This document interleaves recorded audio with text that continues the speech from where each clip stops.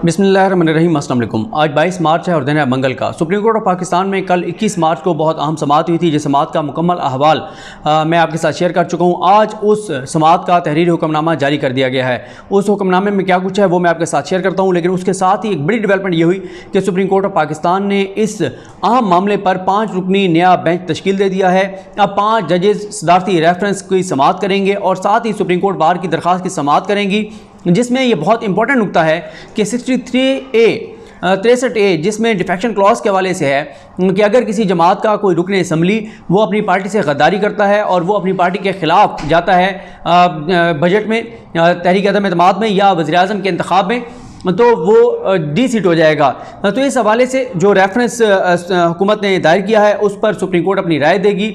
और ये इसलिए बहुत इंपॉर्टेंट है कि ये एक ऐसे मौके के ऊपर ये रेफरेंस दायर किया गया जब पूरे पाकिस्तान की नज़रें जो है वो पहले पार्लियामेंट पर थी कि पार्लियामेंट के अंदर क्या होता है, सियासी माहौल पर थी। अब तमाम नज़रें सुप्रीम कोर्ट ऑफ पाकिस्तान पर भी हैं। लोग सुप्रीम कोर्ट ऑफ पाकिस्तान की तरफ देख रहे हैं कि क्या सुप्रीम कोर्ट ऑफ पाकिस्तान ऐसा फैसला देती है जिसके मुताबिक ये जो करप्शन है, लूट मार है, हॉर्स ट्रेडिंग है, ज़मीर खरीदने और बेचने वाला मामला है, ये बिकने और बिकाने वाले जो लोग हैं, क्या इनकी हौसला अफजाई होगी, या सुप्रीम कोर्ट ऐसा फैसला देगी जिससे आइंदा के लिए, हमेशा के लिए ये हॉर्स ट्रेडिंग बंद हो जाए, ज़मीर खरीदने और ये सारा मामला बंद हो जाए। ये बहुत इंपॉर्टेंट मामला है, सबके सामने है और माजी में भी होता रहा है। एक मरतबा सुप्रीम कोर्ट को ऐसा फैसला ज़रूर देना होगा ताकि इसका रास्ता हमेशा के लिए रुक जाए। अब मसला क्या है? बेनज़ीर भुट्टो के खिलाफ तहरीक अदम एतमाद आई, बेनज़ीर ने प्लाट बांटे, कर्जे दिलवाए बैंकों से, सीक्रेट फंड से पैसे निकलवा के तकसीम किए, सरकारी एजेंसियों का इस्तेमाल किया, उन्होंने जनाब सरकारी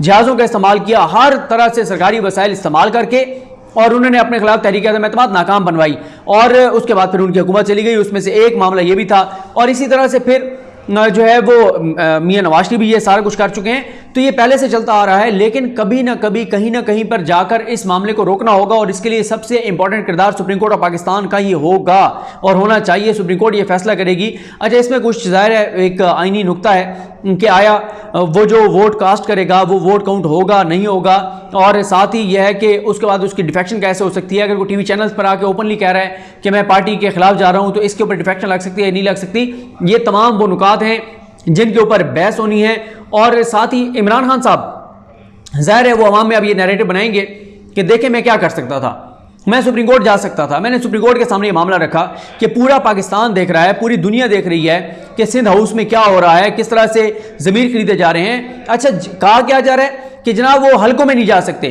क्योंकि तहरीक इंसाफ ने की कारकर्दगी इस तरह की है। मखसूस नशिस्तों वालों को तो ये मसला नहीं है, उन्होंने हल्कों में जाना, वो क्यों चले गए। और फिर ये बैठ के कहना कि हम इसलिए उनके साथ जा रहे हैं कि इस दौर में करप्शन है तो करप्शन के खात्मे के लिए जा रहे हैं। इससे बड़ी अहमकाना बात क्या हो सकती है कि राजा रियाज जो है वो अब आसिफ अली जरदारी और नवाज शरीफ के साथ मिलकर करप्शन के खात्मे के लिए जो है वो उनके साथ जा रहे हैं। तो ये तो सबको पता है, कोई कौन नहीं जानता, लेकिन मसला ये भी व्हाइट कॉलर क्राइम की तरह है। अब जो पैसे ले रहा है वो अपने अकाउंट में थोड़ी ट्रांसफर करवाएगा कि हाँ मेरे अकाउंट में ट्रांसफर करो ताकि मैं पकड़ा जाऊं। तो ये बड़ी चीजें होती हैं। बाहर ये शरीफ खानदान का मॉडल है। जज अरशद मलिक को यही कहा था जब मस्जिद नबी के साथ इनको बुलाया था, उम्रे पे बुलवा के इनके साथ मुलाकात की थी। हुसैन नवाज ने कहा था कि पूरी दुनिया में जहां कहो तुम्हारी औलाद को सेटल करवा देते हैं, तुम्हारे बच्चों को सेटल करवा देते हैं, तुम्हें सेटल करवा देते हैं, जहां कहो जिस मुल्क में कहो उसी करेंसी में, जिस करेंसी में चाहते हो तुम्हें पैसे जो है वो तुम्हें मिल जाएंगे। तो ये आजकल यही होता है, ये नहीं होता कि बैंक में जो है वो ट्रांसफर होते हैं। तो अटॉर्नी जनरल पाकिस्तान खालिद जावेद खान साहब के लिए भी इंपॉर्टेंट केस होगा, वो किस तरह इसको केस को लड़ते हैं। और साथ 5 जो जजेस हैं, chief justice Pakistan justice Umar Ata Bandial साहब इस मैच की सरप्राइज कर रहे हैं, उनके साथ जस्टिस जाजुल हसन साहब हैं, उसके बाद जस्टिस मजहर आलम मियां खेल साहब हैं, उसके बाद जस्टिस मुनीब अख्तर साहब हैं और जस्टिस जमाल खान मंदो खेल साहब हैं। ये 5 रुकनी बेंच है जो इस आईनी सवाल पर गौर करेगा कि जो भी डिफेक्शन करेगा, जो भी अपनी पार्टी के साथ गद्दारी करेगा, जो भी मुखालफत में वोट डालेगा, वो क्या ताहयात नायल होगा क्या, या वो उस लम्हे के उस नशिस्त के ऊपर डी-सीट हो जाएगा, या उसकी अगर नाअहली होगी कितने अरसे के लिए होगी, उसका वोट काउंट हो सकता नहीं हो सकता। ये तमाम सवालात सुप्रीम कोर्ट ऑफ पाकिस्तान के सामने रखे गए हैं। इस पर सुप्रीम कोर्ट को अपनी राय देनी है और ये भी हो सकता है कि 24 से इसकी समाअत शुरू हो और 4-5 अप्रैल से पहले इसका फैसला आ जाए, क्योंकि 3-4 अप्रैल तक ये मामला जो है वो कंक्लूड हो जाएगा। एक चीज़ की मैं वजाहत कर दूँ, गो कि मैंने अपनी वीडियो में बड़ी तफसील से बताई थी। गरीदा फारूकी साहिबा ने ये जो ट्वीट किया था कि हुकूमत को बड़ा धचका लगाया कि सुप्रीम कोर्ट ने स्टे नहीं दिया, कि सुप्रीम कोर्ट ने कहा कि ये मामला यहाँ पर चलता रहेगा और वहाँ पार्लियामेंट में वोटिंग के मामले को डिले नहीं कर सकते। इस हवाले से कोई सुप्रीम कोर्ट ने ये नहीं कहा था। अटॉर्नी जनरल पाकिस्तान ने खुद ये बात कही थी कि सर हम आपसे कोई स्टे नहीं मांगेंगे, ये मामला ये है वो अलग है, ये मामला है वोट के बाद का, कि यानी वो वोट डाल देता है तो उसके बाद उसके साथ क्या होगा, तो इसलिए है। तो ये है मामला। बाकी अभी मैं पॉलिटिकल सिचुएशन में नहीं जा रहा कि इस वक्त पॉलिटिकल सिचुएशन क्या है, उस पर फिर किसी वीडियो में, अगली किसी वीडियो में बात करेंगे। तो अब आते हैं इस बात पर कि जो सुप्रीम कोर्ट ने तहरीरी हुक्मनामा जारी किया कल की समाअत का, जिसमें 2 जजेस थे, उमर बंदियाल साहब चीफ जस्टिस पाकिस्तान और जस्टिस मुनीब अख्तर साहब। अच्छा, इसमें लिखा गया है सुप्रीम कोर्ट की जानिब से कि हमने जो है वो सुप्रीम कोर्ट बार एसोसिएशन की आईनी दरखास्त नंबर 2/2022 की, जो 2 नंबर काम कर रहे हैं उनकी दरखास्त का नंबर भी 2 है, 2/2022 की समाअत के दौरान बार के वकील, attorney general, advocate general Sindh, advocate general Islamabad और सियासी जमातों के वकीलों को सुनना है। पैराग्राफ नंबर 2 में लिखा गया है कि सुप्रीम कोर्ट के अदालती हिदायत पर IG इस्लामाबाद पुलिस ने सिंध हाउस में होने वाले वाक़े से मुतल्लिक रिपोर्ट जमा कराई।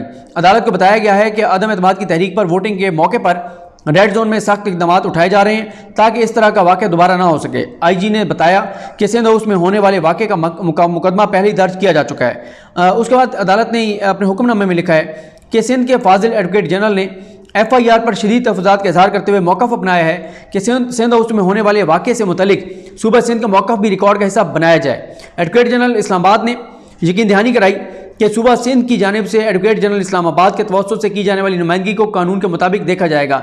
यानी सिंध हुकूमत के जो वकील हैं, एडवोकेट जनरल हैं, वो ये कह रहे हैं कि जो सिंध हाउस पर हमला हुआ इस्लामाबाद में, उसकी जो FIR है उसमें कुछ और हम दफात लगवाना चाहते हैं। तो उस पर अटॉर्नी जनरल ने भी कहा कि उनको रेमेडी अवेलेबल है, और अटॉर्नी जनरल ने उसकी मजम्मत भी की। इमरान खान का पैगाम भी दिया अदालत को कि उन्होंने कहा ये गलत है और नहीं होना चाहिए, और आइंदा ऐसा उन्होंने कारकुनान को हुक्म भी दिया कि कोई इस तरह की सूरत हाल नहीं होनी चाहिए।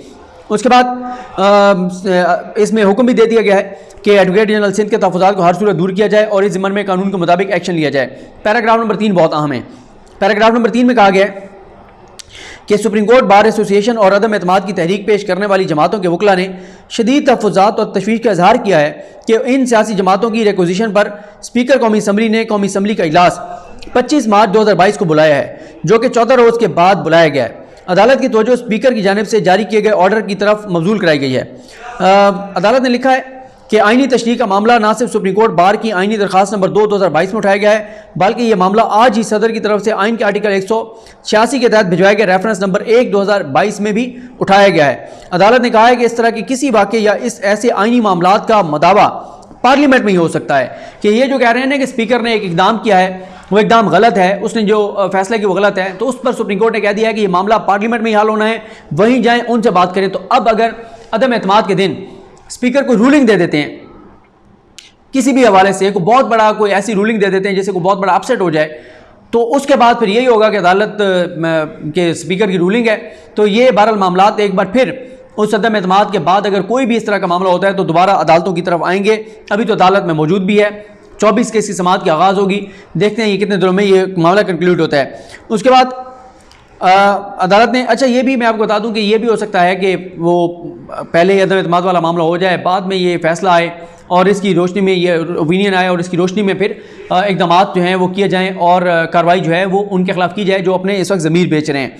पैराग्राफ नंबर 4 में लिखा गया है कि हमने आईनी दरखास्त नंबर 2/2022 में मांगे गए दीगर रिलीफ्स का भी जायज़ा लिया है, और उसमें अदालत ने करार दिया है कि पहले 4 रिलीफ हैं उनके बारे में अटॉर्नी जनरल ने शगाफ अल्फाज में कहा है कि वफाकी हुकूमत किसी सूरत भी किसी रुकन को कौमी असम्बली में जाने से नहीं रोकेगी, ना रुकावट बनेगी और ना ही मुदाखलत करेगी, चाहे वो PTI का रुकन ही क्यों ना हो और वो अदम एतमाद की तहरीक के लिए वोट कास्ट करने के लिए जाना चाहता हो। उसके बाद अदालत ने लिखा है कि यहाँ नोट किया जाता है कि 5वां रिलीफ सदर की जानिब से भिजवाए गए रेफरेंस के साथ मुताबिकत रखता है, इसलिए ये दोनों मामलात एक साथ सुने जाएंगे।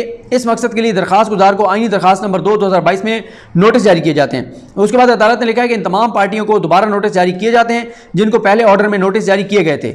ये नोटिस उन वकला के तवज्जुह से जारी किए जा रहे हैं जो अदालत में मौजूद हैं।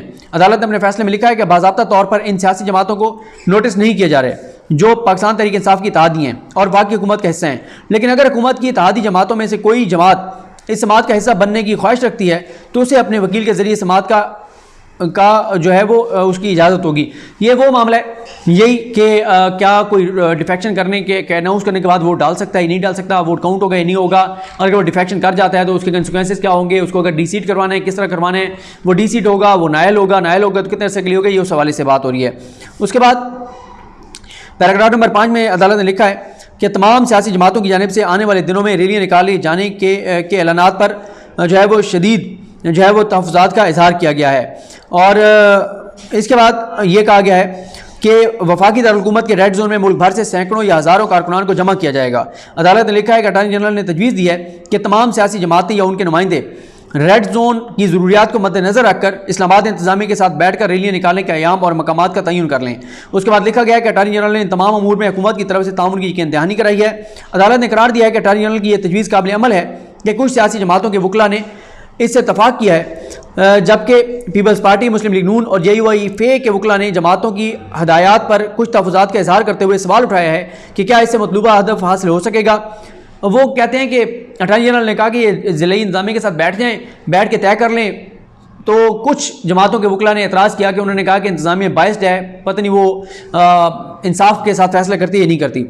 फाजिल वकला ने मौका अपनाया कि इस ज़मन में नेक नियति से कोशिश की जा रही है, इसलिए हम अटॉर्नी जनरल को हदायत करते हैं कि तमाम सियासी जमातों या उनके नुमाइंदगान से रब्ता करके फौरी तौर पर इस्लामाबाद इंतजामी से मीटिंग्स करवाई जाएँ। यानी इस्लामाबाद इंतजामी उनके साथ मीटिंग करे, जगह जो है मुख्तलिफ जगहों पर अलॉट कर दे, PTI एक जगह पर कर ले, बाकी अलग जगह पर कर लें। पैराग्राफ नंबर 6 इसमें लिखा गया है कि अदालत की जानिब से कि हम ये महसूस करते हैं कि यह मामला फौरी नौइयत और महदूद वक्त में हल किए जाने का है, इसलिए तमाम फाजिल वकला को हदायत की जाती है कि वो 24 मार्च से कबल या 24 मार्च तक अपनी तहरीरी मारूजात अदालत में जमा करवा दें, ताकि मामले में ज़बानी दलाइल और समात काबिल कबूल टाइम फ्रेम में मुकम्मल की जा सके। पैराग्राफ नंबर 7 में लिखा गया है कि इसकी जो है वो 24 मार्च को 1 बजे जो है वो समाप्त की जाएगी। ये वो मामला है। आगे मैं चले एंड में सिर्फ नाम इसलिए बता रहा हूँ क्योंकि ये वीडियोस रिकॉर्ड पे रहती हैं, तो कई साल बाद भी अगर वीडियो सामने आती है तो पता चले कि उसका कौन कौन पेश हुआ था। तो जजेस बता दिए मैंने, उमर बंदयाल साहब और मुनीब अख्तर साहब। उसके बाद वकला में सुप्रीम कोर्ट बार की जानिब से एडवोकेट मंसूर उस्मान अवान, अनीस शहजाद, एहसन भून, अकबर अली डोगर, कमर सब्जवारी, सैयद कल्ब हसन शाह, आजम नज़ीर तारड़ और राजा शफकत अब्बासी पेश हुए। वफाक की जानिब से attorney general Pakistan Khalid Javed Khan, additional attorney general Sohail Mahmood, secretary दाखिला मोहम्मद अयूब और IG इस्लामाबाद एहसन यूनस।